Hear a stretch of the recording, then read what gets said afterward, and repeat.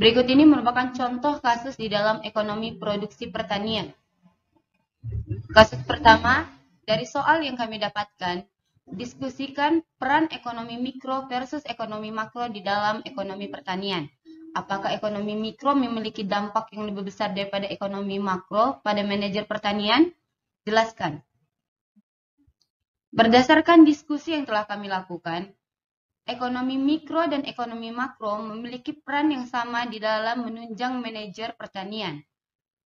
Ekonomi mikro berkaitan dengan perilaku unit pengambilan keputusan individu, berurusan dengan perilaku konsumen individu ketika pendapatan dialokasikan, dan manajer perusahaan individu seperti petani yang mencoba mengalokasikan sumber dayanya konsisten dengan tujuannya. Ekonomi mikro memiliki dampak yang lebih besar dari ekonomi makro dalam manajer pertanian karena ekonomi mikro berperan dalam memprediksi hingga merancang strategi pertanian ke depannya. Dalam hal ini, ekonomi mikro akan mempermudah pertanian dalam memahami perilaku, kemauan, kebutuhan konsumen, sehingga hal ini lebih berdampak pada manajer pertanian yang memanajemen usaha pertanian langsung. Ekonomi mikro juga mempermudah petani dalam mempelajari interaksi pasar dan membentuk kebijakan pertanian yang inovatif dan strategis berdasarkan kebijakan pemerintah. Misalnya, seseorang yang mempelajari ekonomi makro mungkin berurusan dengan masalah yang dihadapi seluruh perekonomian. Dengan adanya kebijakan-kebijakan yang tercipta berdasarkan ekonomi makro, otomatis pertumbuhan ekonomi juga akan berpengaruh, terutama pertanian yang sangat mempengaruhi PDB, begitu juga dengan tenaga kerja. Belum lagi dengan kebijakan-kebijakan penting yang akan berpengaruh pada perhitungan pendapatan petani. Sedangkan di sisi kehidupan, pengaruh ekonomi makro bisa dilihat dari kestabilan harga produk pertanian yang beredar di pasaran. Pengaruh ekonomi makro juga dapat berimbas pada keputusan membuat strategi dalam kegiatan pertanian. Selanjutnya adalah kasus 2. Untuk menjadi ahli ekonomi pertanian, apakah lebih penting mengetahui pertanian atau mengetahui teori ekonomi? Setelah kami melakukan diskusi, untuk menjadi ahli ekonomi pertanian, yang penting adalah teori ekonomi dikarenakan ilmu ekonomi pertanian merupakan ilmu ekonomi yang diterapkan pada bidang pertanian. Dalam hal ini, ekonomi pertanian dapat didefinisikan sebagai ilmu sosial terapan yang prinsip-prinsip dan metode analisis ilmu ekonomi digunakan untuk mencari solusi sebagai permasalahan ekonomi dalam bidang pertanian. Dasar teori ekonomi mikro dan teori ekonomi makro beserta ilmu lainnya seperti akuntansi, statistik, matematika, dan ekonometrika dapat memberikan informasi bagi seorang ekonom pertanian. Sebagai contoh, para mahasiswa mempelajari aplikasi teori ekonomi pada permasalahan di bidang pertanian dan implikasinya bagi perekonomian nasional, sehingga yang telah ditemukan sebelumnya bahwa ekonomi pertanian pada dasarnya merupakan penerapan prinsip-prinsip ekonomi dalam pemecahan permasalahan di bidang pertanian. Berdasarkan uraian di atas dan pengertian mengenai ilmu ekonomi, maka ekonomi pertanian dapat didefinisikan sebagai ilmu sosial terapan yang prinsip-prinsip dan metode analisis ilmu ekonomi digunakan untuk mencari solusi bagi permasalahan ekonomi dalam bidang pertanian. Pada umumnya, terdapat dua jenis permasalahan yang dihadapi oleh ahli di bidang pertanian. Yang pertama itu adalah ahli ekonomi pertanian harus mampu menentukan kebutuhan dan keinginan konsumen. Yang kedua, ahli ekonomi pertanian harus menghadapi persoalan produksi dan distribusi produk-produk pertanian. Secara tradisional, ahli ekonomi pertanian lebih berorientasi pada dua jenis permasalahan tersebut. Saat ini, ekonomi lebih berorientasi pada konsumen sehingga ahli ekonomi pertanian dituntut untuk mencoba lebih memahami keinginan-keinginan konsumen, sehingga teori ekonomi sangatlah penting.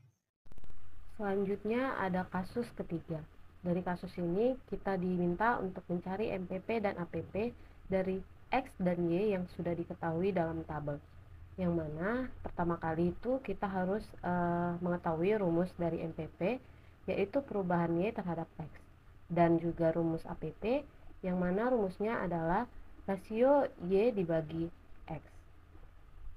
Jadi untuk X sama dengan 0 dan Y sama dengan 0, MPP-nya itu tidak diketahui, begitupun APP-nya. Pada X sama dengan 10 dan Y sama dengan 50, MPP-nya itu adalah 5 dan APP-nya adalah 5. Pada X sama dengan 25 dan Y 75, MPP yang dihasilkan adalah 1,67 dan APP-nya adalah 3. Pada X 40 dan Y sama dengan 80, MPP yang dihasilkan adalah 1 dan APP-nya adalah 2.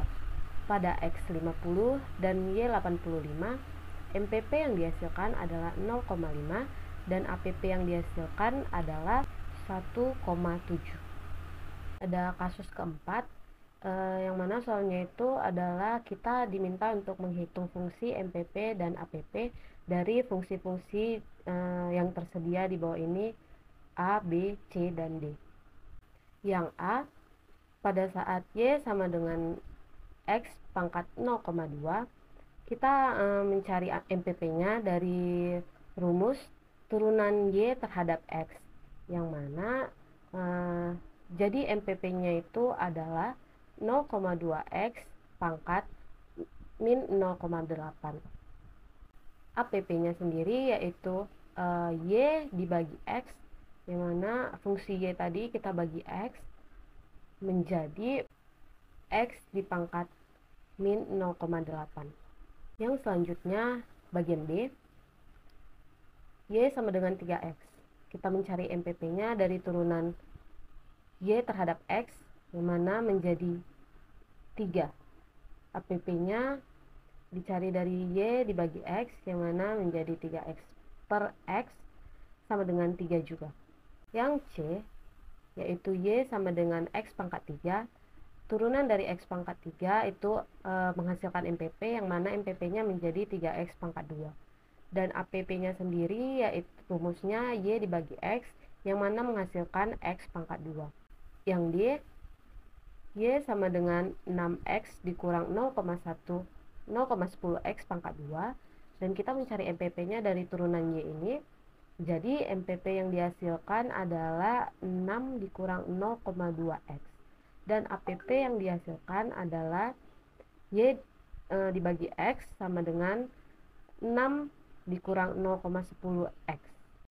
Kasus yang berikutnya adalah kasus yang kelima, yang mana diketahui fungsi Y sama dengan 2X pangkat B. Jadi kita diminta untuk mencari MPP, APP, dan elastisitas dari fungsi tersebut jika nilai B sama dengan 5, B sama dengan 3, dan B sama dengan 2. Kita ketahui dulu apa itu elastisitas. Elastisitas itu adalah perubahan output dibagi dengan presentasi perubahan input. Baik, kita akan menjawab soal yang bagian A, yang mana Y sama dengan fungsi yang sudah diketahui yaitu 2X pangkat B, yang mana B-nya ini diganti dengan 5 menjadi 2X pangkat 5.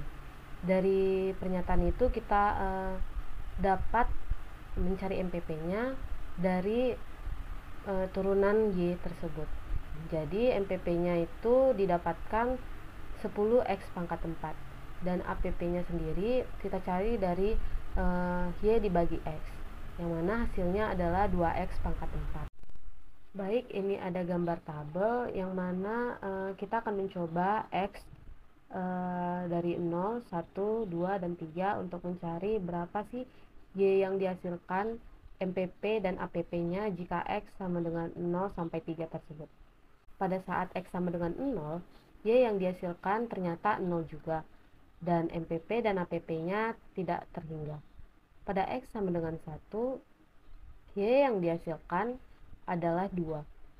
Pada X sama dengan 2, Y yang dihasilkan sama dengan 64. Pada X sama dengan 3, Y yang dihasilkan adalah 486. Ini bisa kita lihat dari fungsi Y tadi, yang mana fungsinya itu adalah 2X pangkat 5. Jadi kita ganti X-nya menjadi 1, 2, dan 3, maka didapat Y. MPP pada X sama dengan 1 adalah 2, dan MPP pada X sama dengan 2 adalah 62, dan MPP pada X sama dengan 3 adalah 422. APP pada X sama dengan 1 sama dengan 2, APP pada X sama dengan 2 sama dengan 32, APP pada X3 sama dengan 162. Selanjutnya kita akan mencari elastisitas produksi, yang mana rumus yang dipakai adalah MPP dibagi APP. Jadi elastisitas produksi yang pertama adalah 2 dibagi 2 sama dengan 1, yang mana berarti pada X sama dengan 1 elastisitas produksinya itu disebut elastisitas uniter, yang mana permintaan barang sebanding dengan perubahan harganya. Pada elastisitas produksi X sama dengan 2 menghasilkan EP sama dengan 1,67, yang mana hasilnya elastis, yang berarti permintaan barang sensitif dalam menanggapi perubahan harga. EP pada X3 menghasilkan 2,6 yang disebut juga elastis, yang mana permintaan barang sensitif dalam menanggapi perubahan harga. Yang selanjutnya bagian B, yang mana Y-nya itu adalah 2X pangkat 3. Kita mencari MPP, yang mana MPP itu didapat dari turunan dari fungsi Y. Jadi MPP-nya itu adalah 6X pangkat 2. APP-nya sendiri yaitu Y dibagi X didapat 2X pangkat 2. Selanjutnya ini ada kita gambarkan tabel. Kita akan mencari Y, APP, dan MPP dan APP dari X yang kita coba-coba mulai dari 0, 1, 2, dan 3. X sama dengan 0, Y yang dihasilkan juga 0. Pada X sama dengan 1, Y yang dihasilkan adalah 2. Pada X sama dengan 2, Y yang dihasilkan adalah 16. Pada X sama dengan 3, Y yang dihasilkan sama dengan 54. Untuk mencari MPP, MPP 0 itu tidak bisa diketahui. Jadi MPP X sama dengan 1 didapat dari perubahan 2 dikurang 0 dibagi 1 dikurang 0. Pada X sama dengan 2, MPP yang dihasilkan adalah 14. Pada X sama dengan 3, MPP yang dihasilkan adalah 38. Pada X sama dengan 1, APP yang dihasilkan adalah 2. Pada X sama dengan 2, APP yang dihasilkan adalah 8. Pada X sama dengan 3, APP yang dihasilkan adalah 18. Selanjutnya kita akan mencari elastisitas produk. Kita ketahui bahwa elastisitas produk itu rumusnya MPP dibagi APP. Jadi elastisitas produk X sama dengan 1 itu adalah 1, yang mana disebut sebagai elastisitas uniter, berarti permintaan barang sebanding dengan perubahan harga. EP2 atau EPX2 menghasilkan elastisitas 1,75, yang mana disebut juga sebagai elastis, karena elastisitas produknya itu lebih besar dari 1. Jadi permintaan barang sensitif dalam menanggapi perubahan harga. Elastisitas produk 3 menghasilkan 2,11, yang mana itu elastisitas produk ketiga itu adalah elastis, yang juga permintaan barang sensitif dalam menanggapi perubahan harga. Kita selanjutnya yang bagian C. Jadi fungsi Y ketika dimasukkan B sama dengan 2 menjadi 2X pangkat 2. MPP yang dihasilkan dari fungsi Y tersebut adalah 4X. dan APP-nya adalah 2X. Sini kita akan menggambarkan kembali tabelnya. Pada X sama dengan 0, Y yang dihasilkan adalah 0. Pada X sama dengan 1, Y yang dihasilkan adalah 2.